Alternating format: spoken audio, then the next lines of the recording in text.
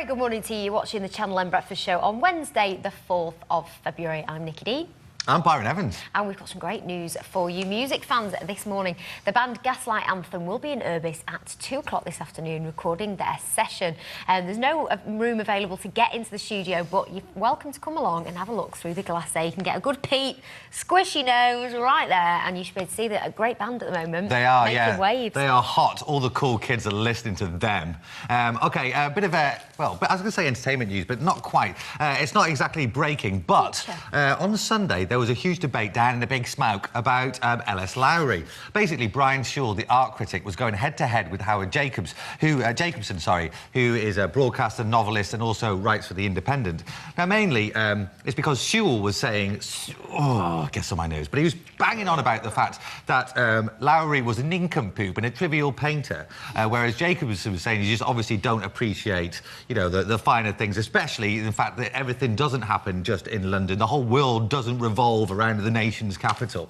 But nonetheless, this heated debate went on and on and on. Then a bloke at the back stood up and decided to announce himself and say, I want to make a comment. It was Ian from the North. Now, Ian started regaling about how good Lowry was.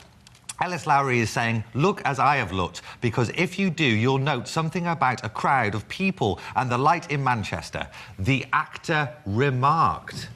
Who was it, Byron? It was Ian McKellen. Never. Ian from the North? Ian from the North. And, you know, in fact, they were both so gobsmacked that this mighty Hollywood star should be tipping up and joining in the conversation that none of them could argue with Gandalf. I'll bet. Shut him up good and proper. There you go. Good Northern lad, Ian. I think it's about time I shut up, actually, and moved on. In a few minutes, we've got the latest sports headlines with Will Perry, plus some great advice on how to save cash around the home. But first, here's James Webster with all today's news.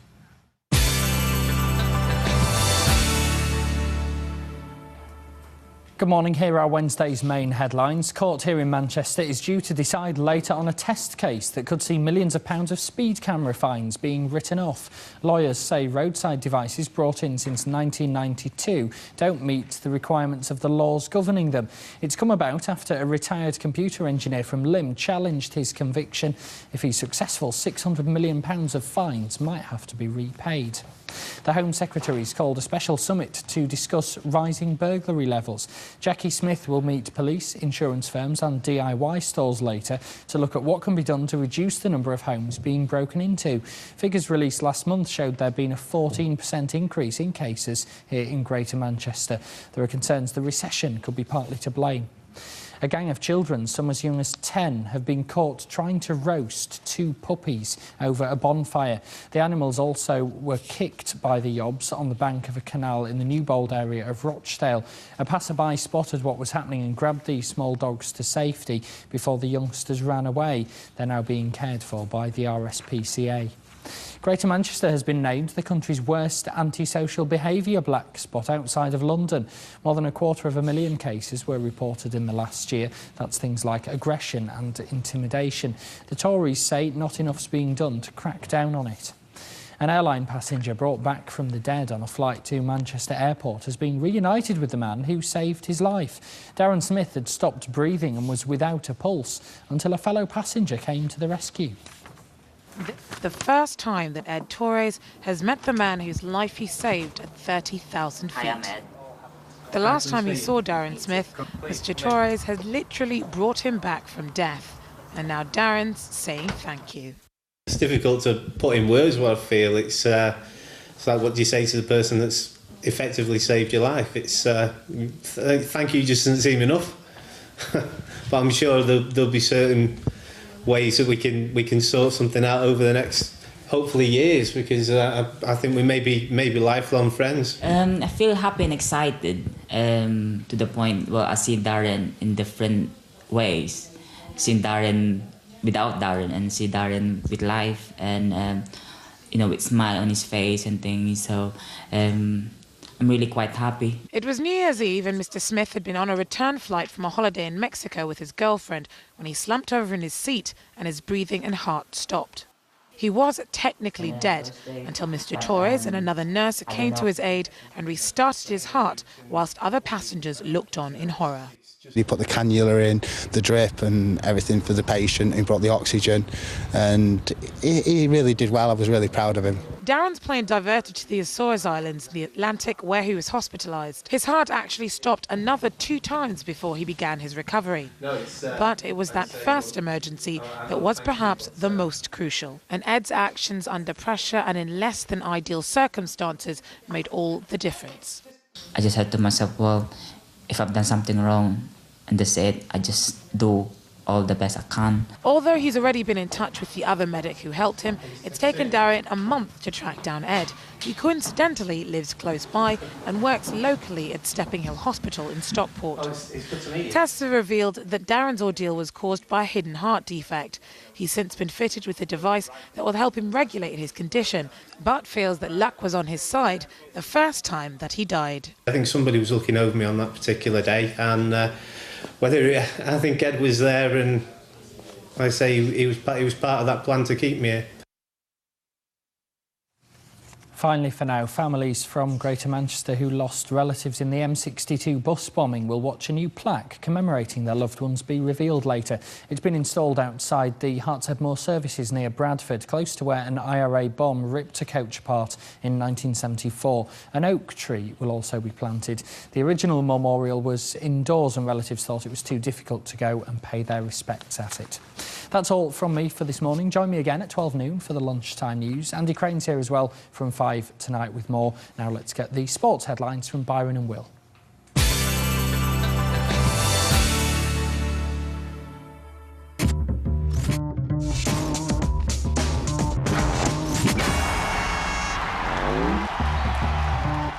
Well, we've been following Freddie's fitness all week, and will he be at the crease today as England take on the West Indies at 3 p.m? Mr. Will Perry? We still don't know. We still don't know. They're going to announce the team at the toss, which is... They have done this before England. It's slightly unusual. You know, they normally announce it a couple of hours before. But he's had a problem with his left side. It's quite an interesting... Yeah. he's got a side strain all the way down his left, so remains to be seen whether he does. Of course, we talked in the last hour how crucial he is to England. But that's not... We're going to have to wait right until the toss at 3 p.m. GMT in Sabina in the West Indies. The weather's nice out there. But a lot of the papers this morning emphasising that Andrew Strauss is so keen to stress that it's a new era for England.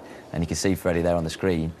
So important that he's part of it. But again, I guess the switch side of that is that, you know, he has to be ready and fully fit because, you know, God forbid that he's out again for however long he's been out. And Lancashire, of course, will want to see him fully fit for them. And interesting that in the papers, the England lads are unhappy with, we mentioned this before, 10% of their IPL auction fee to go and play. Do you know how much that was? I think for Flintoff, this is by no means factual, but I think it's just over £1 million that Flintoff went for. Okay. So, you know, Flintoff, for example, there's a few that are talking about it, Strauss, Peterson, but 10% of that will go to the counties. So Lancashire in for a bit of cash, not just them, you know, other counties, but the England lads, or the papers making out that the England lads aren't too happy with that small print in the contract.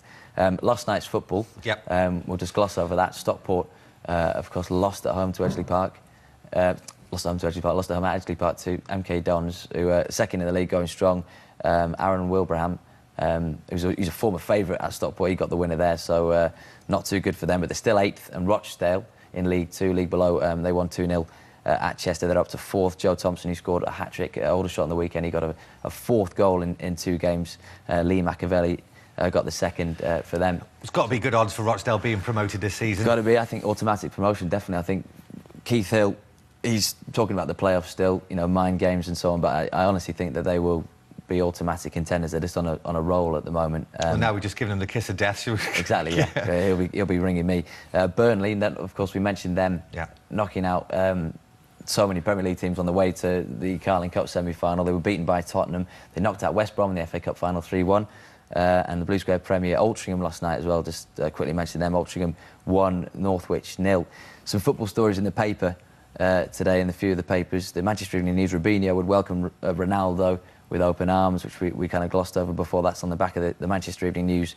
But interesting, in the Daily Mail, reporting that City failed with the deadline bid for Nicholas Bentner at Arsenal. Who's, you know, not got down the starting place for them, and also Lucas Podolski on a loan deal. Mark Hughes is saying that he's happy with his transfer activity. Dave Whelan's sticking up for him in their little row with Steve Bruce. Carlos Tevez on the back of the Star is saying that you know, United had an option to buy him for £27 million at the end of January. They've not taken that up, so he's now open to bids from other clubs, and they're talking about Real Madrid coming in with a £25 million bid for him. David Beckham, on the top of my sheet here, I've got all the Debt Busters details because I'm going to be onto his website and ringing him up. But David Beckham's apparently going to take a £10 million pay cut to join AC Milan on a permanent deal from LA Galaxy. Small change for him. Just quickly to mention that Amir Khan's fight is on at the Manchester Evening News Arena. 15,000 tickets are sold. Marco Antonio Barrera, that's going to go ahead 14th of March, so that is definitely confirmed now. Frank Warren's confirmed that, according to Frank Warren. There's been about, what, 15,000 tickets sold? 15,000 tickets, roughly. Incredible. So it should be a good turnout. And Tony McCoy, I didn't actually see, we'll have to get it from Michelle, whether it's going to go ahead. There was a course inspection at 8 o'clock, wasn't there? Because he's raced in Carlisle, and this is a very, very significant race for him. What could be his 3,000th win over jumps. He's too short of that. Goes at Carlisle today, he's got 3 races, he's on a couple of the favourites as well, so we should get that, fingers crossed. And finally, look at this, Manchester United winger Cristiano Ronaldo has been nicknamed Monopoly for his reference to the board game Monopoly after buying a hotel in Portugal. He's already got 4 houses, he's got a £4 million mansion in Cheshire, but the Sun have called him Monopoly. Brilliant. Clever. What a great play on words. Thanks, Will. More sport on tomorrow's breakfast show. Now, with this cold weather, you've no doubt got the heating cranked right up full blast. But does that mean you're spending far too much cash? Well, maybe you need to visit from our very own Mr. Cashback. Let's take a look at what happened when he went to visit our Michelle. Was that dramatic enough? Well, I've been in this house for 2 years. I absolutely love it, but I just hate the fact it doesn't seem to be getting any warmer. It's absolutely freezing in here constantly, and it just means that we're keeping the heating on all the time. And then I get told off by my husband for the extortionate heating bills, but I just don't know where to turn or what to do.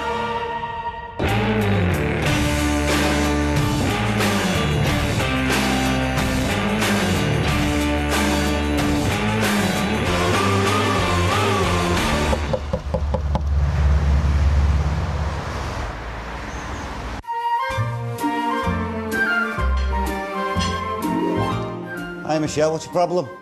This kitchen, it's so cold in here. I'm not surprised if you've seen these skylights. You're losing all kinds of money out these skylights. We need to get you some energy efficient glass in there. Maybe save you some money on that. Maybe put some blinds on there as well. Oh, do you know what? I think you've just earned yourself a brew. That'll do for me. You got your heat on? Yeah, it's on full blast. This radiator's freezing. I need to go and find out where I can save you some money. We need to look at these windows. A lot of cold spots on these windows. If we were to take a thermal camera and put it on overnight, we'd see all the heat going out this window. We'd save an absolute fortune here. And I can't even believe it's got the heat on full. The thermostat is on 5 here. We need to wind that thermostat down to minimum so we can transfer some of the heat back into the back kitchen. This is wrong. I need to do something about this.